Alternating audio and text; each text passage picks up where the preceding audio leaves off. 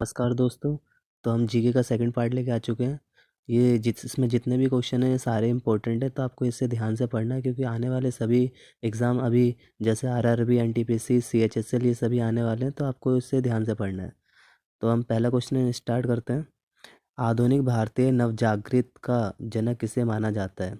तो option A Mahatma Gandhi, option B Sardar Vallabhbhai Patel, option C Vinoba Bhave, option D Raja Ram Mohan Roy. तो इसका ऑप्शन डी है आपका राजा राम मोहन रॉय। तो आधुनिक भारतीय नवजागृत का जनक किसे माना जाता है? तो आपका आंसर क्या होगा? राजा राम मोहन रॉय। तो इम्पोर्टेंट क्वेश्चन है, इसे याद रखिएगा। सेकंड क्वेश्चन पे चलते हैं। भारत में पश्चिमी शिक्षा एवं अंग्रेजी भाषा शुरू करने की वकालत किसने की थी? तो ऑप्शन ए बाल गंगाधर तिलक, ऑप्शन बी राजा राम मोहन रॉय, ऑप्शन सी दादा भाई नौरोजी, ऑप्शन डी गोपाल कृष्ण गोखले। तो इसका ऑप्शन बी सही हो जाएगा, राजा राम मोहन रॉय। तो आपको याद रखना है कि भारत में पश्चिमी शिक्षा एवं अंग्रेजी भाषा शुरू करने की जो वकालत की थी वो कौन थे? राजा राम मोहन रॉय। तो आपको सेकंड क्वेश्चन ध्यान से रखना है, ये भी इम्पोर्टेंट है, कभी भी आ सकता है क्वेश्चन। तो थर्ड क्वेश्चन पे चलते हैं। ब्रह्म समाज के संस्थापक कौन थे?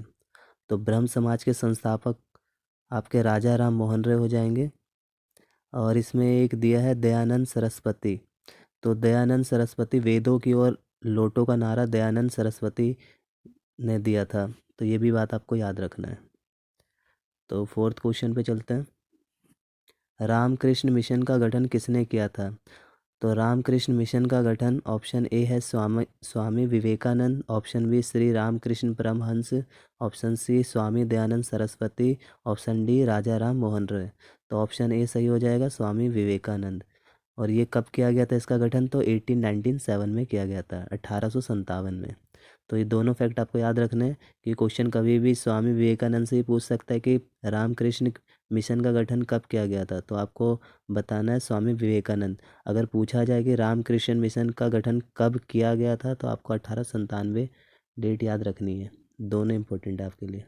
नेक्स्ट क्वेश्चन में चलते हैं। बेलूर मठ कहाँ पर स्थित है? तो ऑप्शन है Paschim Bangal, option B Maharashtra, option C Uttar Pradesh, option D Tamil Nadu. तो बेलूर मठ कहाँ पर स्थित है? आपका पश्चिम बंगाल में स्थित है। तो ये भी इम्पोर्टेंट क्वेश्चन है, आपको याद रखना है। नेक्स्ट क्वेश्चन में चलते हैं। 1893 विश्व की धर्म संघीय संसद में भारत का प्रतिनिधित्व किसने किया था? तो 1893 में विश्व की धर्म संघीय संसद में भारत का प्रतिनिधित्व करने वाले कौन थे? स्वामी विवेकानंद। तो ये आपको ध्यान रखना है कि 1893 में विश्व धर्म संघीय संसद में भारत का प्रतिनिधित्व करने वाले जो थे वो थे स्वामी विवेकानंद। इंपॉर्टेंट क्वेश्चन है दोस्तों, इसे याद रखना। निम्नलिखित में से किसने हिंदू धर्म के कई अनुष्ठानों के खिलाफ प्रचार किया था, जैसे कि मूर्ति पूजा, जन्म जन्म से जाति, पशु बलि और वेदों को पढ़ाने के लिए महिलाओं पर प्रतिबंध? तो ये सभी किसने किया था? तो ऑप्शन ए दिया है साहू छत्रपति, स्वामी दयानंद सरस्वती, राजा राम मोहन राय, ऑप्शन डी ज्योतिबा फुले। तो ऑप्शन बी सही हो जाएगा, स्वामी दयानंद सरस्वती। तो ये भी आपको याद रखना है। नेक्स्ट क्वेश्चन पे चलते हैं। 1884 में डेक्कन एजुकेशन सोसाइटी की स्थापना पुणे में किसके द्वारा की गई? बहुत ही महत्वपूर्ण क्वेश्चन है दोस्तों, तो इसे आपको बहुत ध्यान से याद रखना है। 1884 में डेक्कन एजुकेशन सोसाइटी की स्थापना पुणे में किसके द्वारा की गई थी? तो आपको याद रखना, ऑप्शन ए सही होगा, विष्णु शास्त्री चिपलूणकर और बाल गंगाधर तिलक दोनों ने मिलकर 1884 में डेक्कन एजुकेशन सोसाइटी की स्थापना की थी। तो इम्पोर्टेंट क्वेश्चन है, आपको ध्यान रखना है। आत्मसम्मान का अभियान एक ऐसा अभियान है जिसका लक्ष्य ऐसा समाज निर्मित करना है जहां पिछड़ी जातियों को भी समान मानव अधिकार प्राप्त हो। इसकी शुरुआत किसने की? तो इसकी शुरुआत आपके सामने चार ऑप्शन है। B R Ambedkar, option B EV Ramasamy, option C Sarangapani और ऑप्शन डी मथु लक्ष्मी। तो इसका ऑप्शन बी सही हो जाएगा, ईवी रामसामी।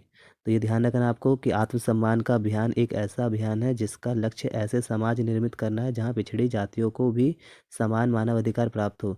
तो इसमें कन्फ्यूज़न ज़्यादा बच्चे टिक क्या कर देते हैं, बी आर अम्बेडकर, तो इसे नहीं लगाना, आपको ईवी रामस्वामी याद रखना है। नेक्स्ट क्वेश्चन पे चलते हैं। उपनाम, कथन और पुस्तकें के बारे में है ये क्वेश्चन। तो रविन्द्रनाथ टैगोर को गुरुदेव की उपाधि किसने दी थी? तो बहुत इंपॉर्टेंट क्वेश्चन है। रविंद्रनाथ टैगोर को गुरुदेव की उपाधि महात्मा गांधी ने दी थी।